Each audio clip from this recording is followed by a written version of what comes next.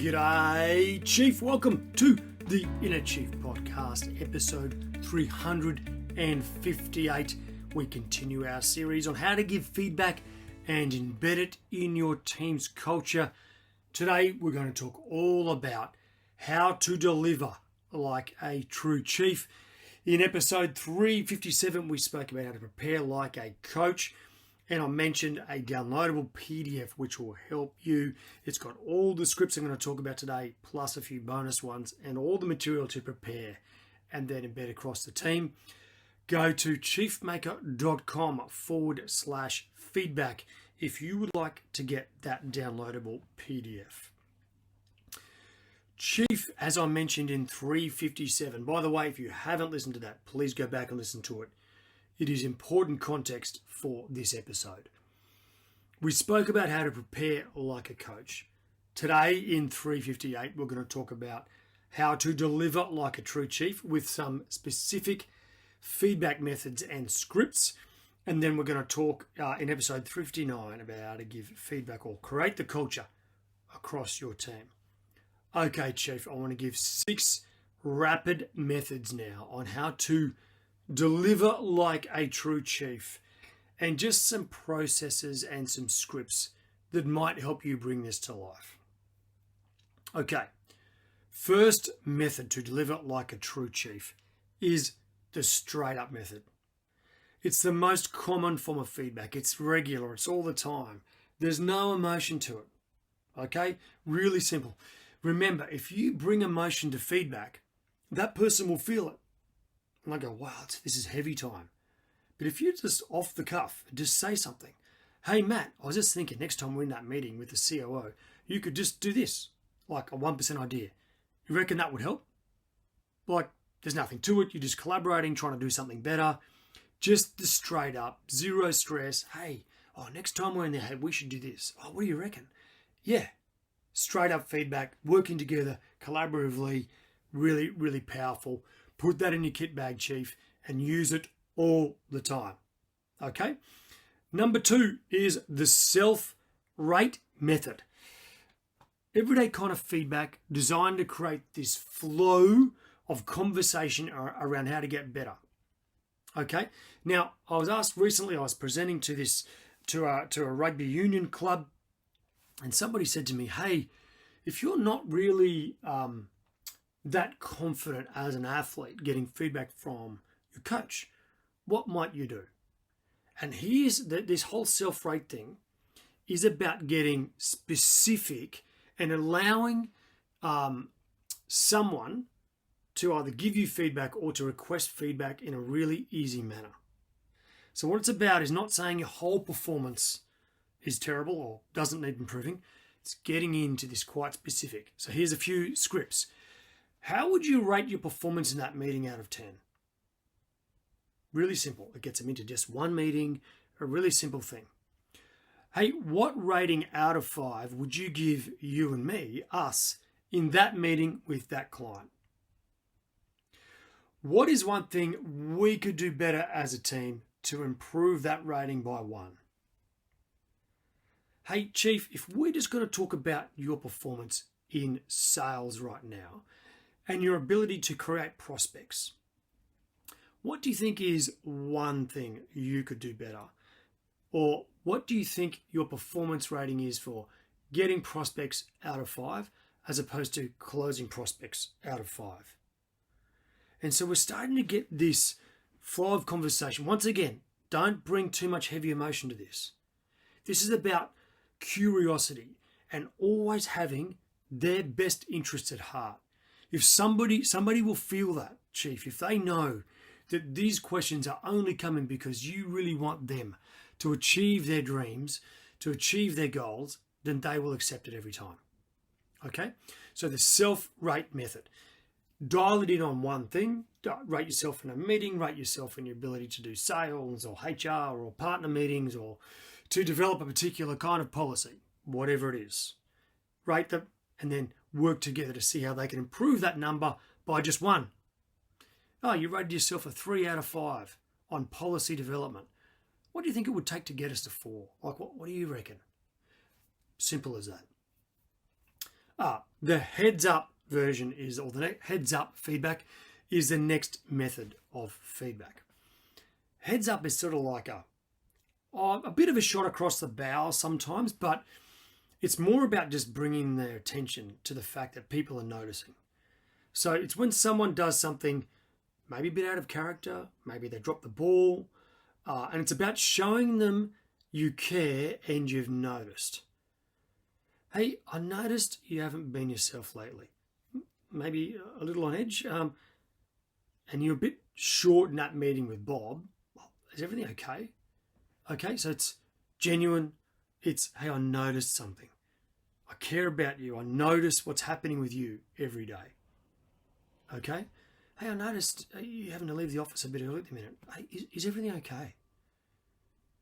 Hey, I noticed lately that you're just like really, really doing an incredible job. Like above what I've seen before. Hey, what's going on? This is amazing. What have you changed? Tell me. Right, heads up is great feedback because the feedback then on the good things as well, right? Fantastic. Okay, so that's the heads up. So we've done the straight up, the self-rate, the heads up. The next one is going to your values and standards as a method. Okay, so this is normally store this up for when behavior is outside of agreed standards or they're doing something that's unacceptable, or you want to validate that someone's done something brilliant that is really demonstrating the values. Okay, so here's one way, a bit of a script about how to use values. One little thing that helps me sometimes is when I'm under pressure, I see if I can use values or our corporate values or our team values to sort of guide me to a good approach to responding. How do you think we could have responded in that meeting, in that situation, using the values? So what it means is something's going on. The behavior or the action is not as good as it could be. It's certainly not aligned to values. We want to lean into our values to use it. Hey Jane, this month I saw you get under pressure with a client. And what I noticed was that your response was so aligned with our customer at the heart value.